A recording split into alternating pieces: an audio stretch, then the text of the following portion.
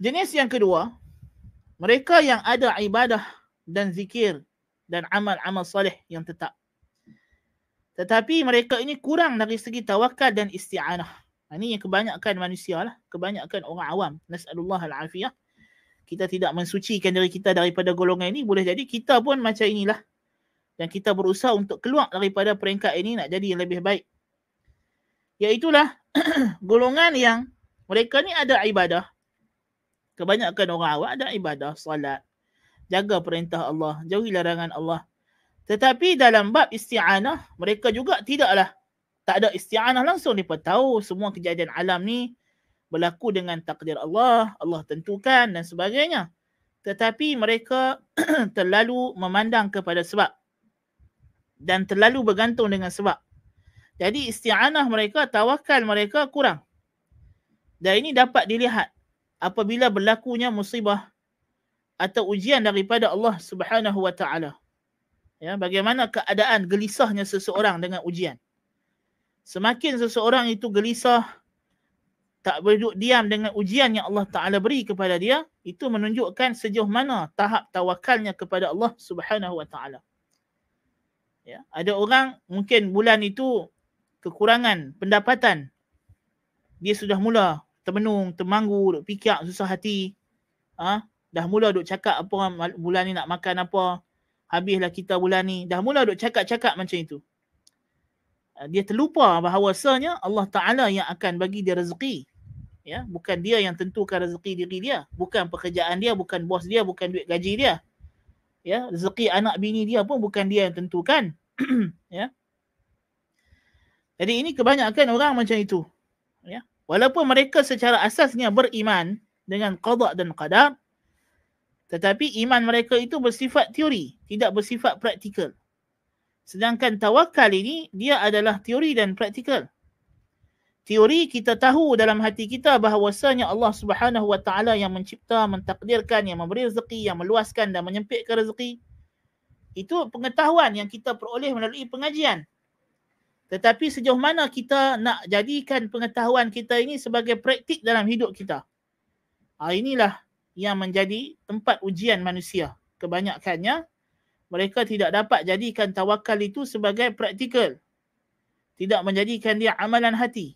Mereka tidak mendidik hati mereka untuk bergantung kepada Allah Subhanahu wa taala. Mereka masih lagi ada kebergantungan kepada sebab dan melupakan musabbib. Bergantung kepada alat, melupakan kepada pembuat. Pelaku yang sebenar, iaitulah Allah Azza wa Jalla. Ya. Sedangkan orang yang kuat tawakalnya, yang jenis yang pertama tadi, mereka tidak akan jazak, mereka tidak akan gelisah dan mereka tidak akan menjadi gundah gulana kerana hanya sedikit ujian yang menimpa mereka, kerana mereka tahu apapun ujian yang datang, Allah yang menentukan. Ya. Kalau tidak dengan sebab ini, Allah akan datangkan dengan sebab yang lain.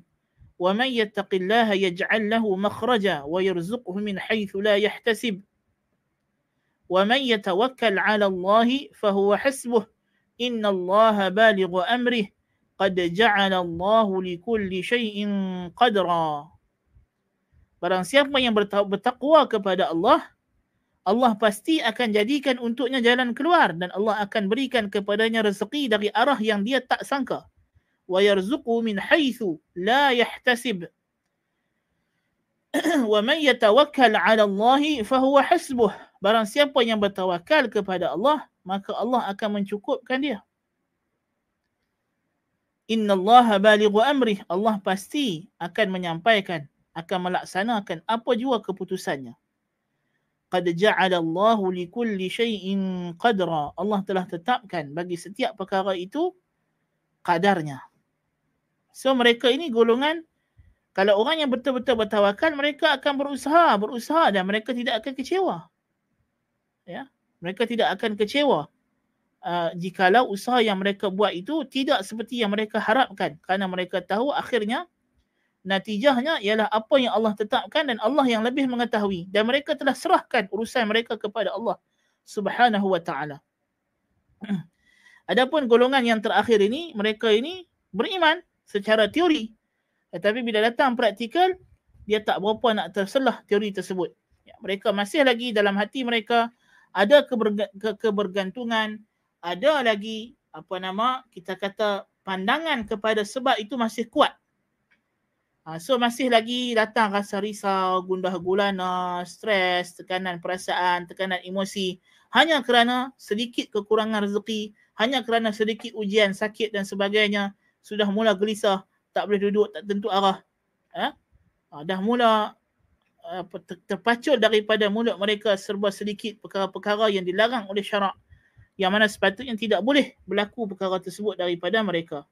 So mereka ini, kata pengarang rahimahullah ta'ala yang dipetik daripada Ibn Qayyim rahimahullah, akan mendapat bantuan Allah sekadar mana mereka bertawakal kepada Allah.